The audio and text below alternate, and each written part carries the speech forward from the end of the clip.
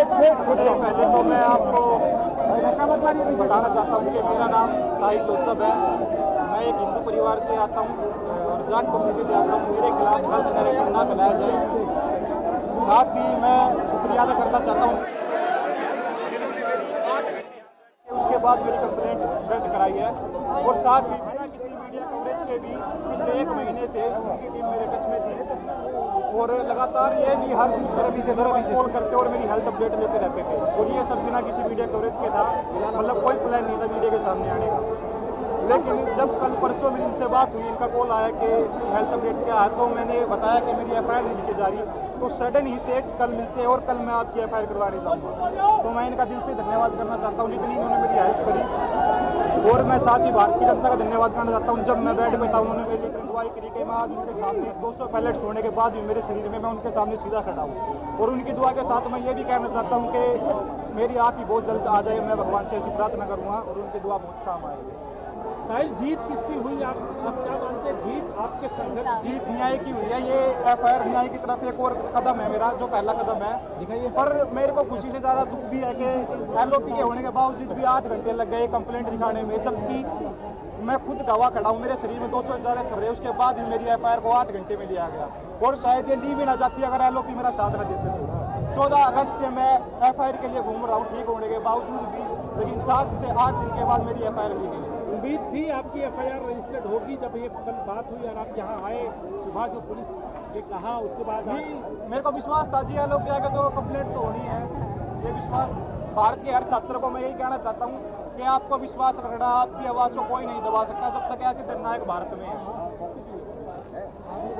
तो मैं साथ ही एम्स के डॉक्टर्स का भी धन्यवाद करता हूँ जिन्होंने मेरी बहुत हेल्प करी। अपने जब मैं उनके पास जाता तो मैं आपके साथ अपना पर्सनल जो एक्सपीरियंस शेयर भी करता हूँ कि जब भी मैं उनके पास जाता तो वो कहते कि we are proud of you, जिससे सुन के मेरा हौसला और बढ़ता। तो मैं उनका भी धन्यवाद करता हूँ। आप कुछ कहेंगे? लंबा इंतजार। मैं सर का धन्यवाद करना चाहूँगी जो इन्होंने हमारी इतनी मदद करी। हमें 8 घंटे से यहाँ बिठा रखा। ये नहीं होते तो हम आपको तो भगा ही देते। ये गई थी हमारे साथ, इन्होंने करा। 14 तारीख से घूम रहे हैं हम। 14 तारीख को हमारे को 4 थानों में हटाया, फिर क्राइम ब्रांच में भेजा।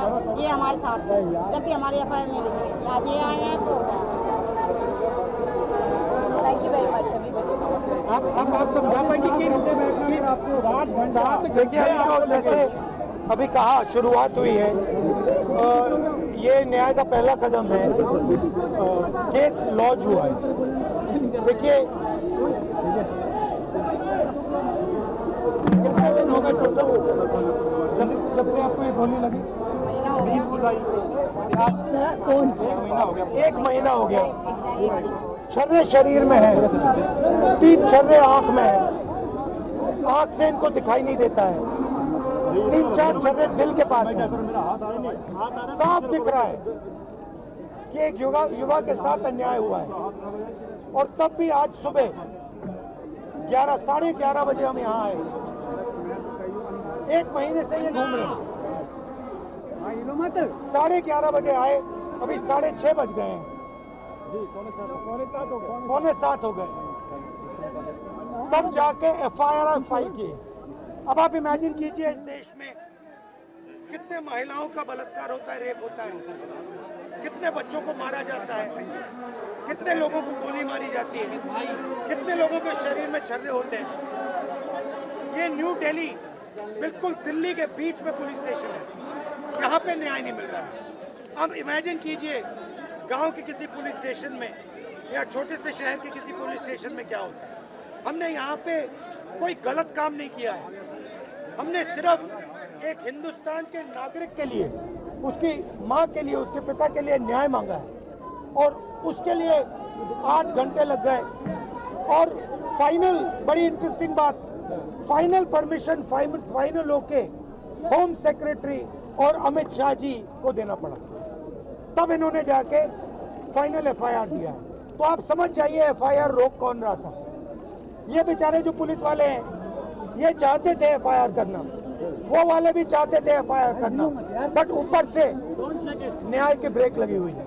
धन्यवाद। आपके राहुल